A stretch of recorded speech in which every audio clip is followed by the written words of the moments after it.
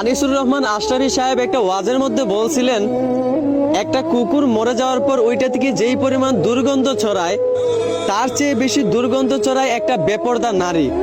কারণ হয়তোবা একটা কুকুর মারা যাওয়ার পর তার দুর্গন্ধে আশেপাশে কিছু মানুষের সমস্যা হয়, কিন্তু একটা বেপরদা নারীর দুর্গন্ধে কিছু মানুষের নয়, বরং শত শত পুরুষের নজর খারাপ হয়, শত শত পুরুষের চরিত্র নষ্ট হয়।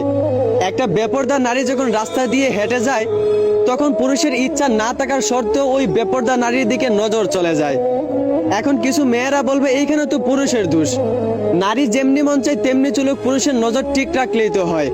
তো আমি বলি কি আপু, জন্মগত ভাবেই আল্লাহ নারীর প্রতি পুরুষের একটা আকর্ষণ দিয়েছেন, এই জন্যই বেপরদা নারী দেখলে পুরুষের আকর্ষণ যাবেই।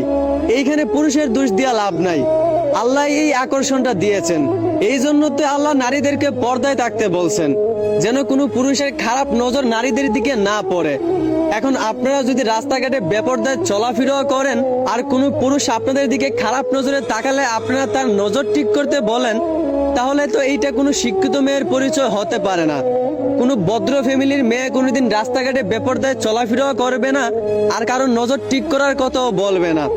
অতএব আমার বোন, একটু বিবেক দিয়ে চিন্তা করেন, রাস্তাঘাটে বেপরদায় চলে নিজেকে মরা কুকুরের চেয়ে সস্তা বানাবেন, নাকি নিজেকে পর্দায় রেখে শিক্ষিত মেয়ের মতো কোটি কোটি মানুষের ভিড়ে নিজেকে সম্মানিত বানাবেন? সিদ্ধান্ত একান্তই আপনার, বিবেক দিয়ে চিন্তা করেন। আশা করি বুঝতে পারছেন। ধন্যবাদ।